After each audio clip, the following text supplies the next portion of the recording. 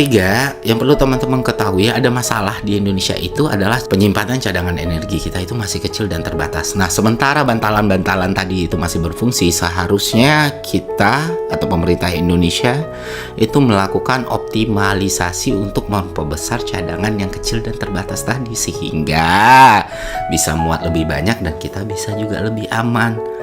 Mumpung bantalan kita masih bekerja nih, apa salahnya kita tambah, kita perluas, kita perbanyak. Jadi kalau keadaan semakin buruk, stok kita sudah siap. Nah, selanjutnya ini lebih teknikal ya teman-teman. Kita harus memanfaatkan teknologi yang ada. Dan bukan cuma memanfaatkan, tapi mengoptimalisasikan gitu.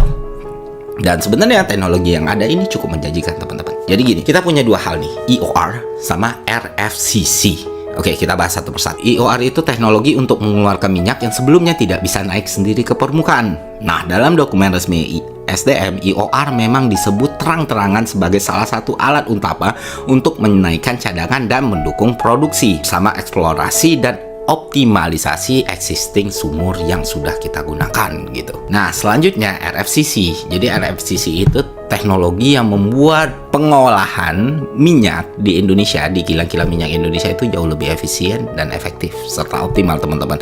Jadi residu minyak berat yang sebelumnya terbuang atau tidak terpakai atau nggak ada azas manfaatnya, ada nilai ekonominya, bisa diolah jadi BBM berkualitas tinggi dan gas, sehingga itu membantu banget ketersediaan dan supply yang ada di masyarakat kita. Kedua teknologi ini pemerintah udah ada, dan waktu bantalan ini lagi berjalan seharusnya ini dioptimalkan lebih besar lagi sehingga kapasitas produksi domestik kita bisa naik. Kedua, pengolahannya juga bisa lebih optimal gitu. Dan sementara ini sudah berjalan ya teman-teman, dan gue pikir efeknya cukup membantu atas ketersediaan gas, BBM, dan kestabilan harga ini. Jadi EOR itu membantu menaikkan produksi kita, RFCC membuatnya lebih efisien dan lebih optimal teman-teman.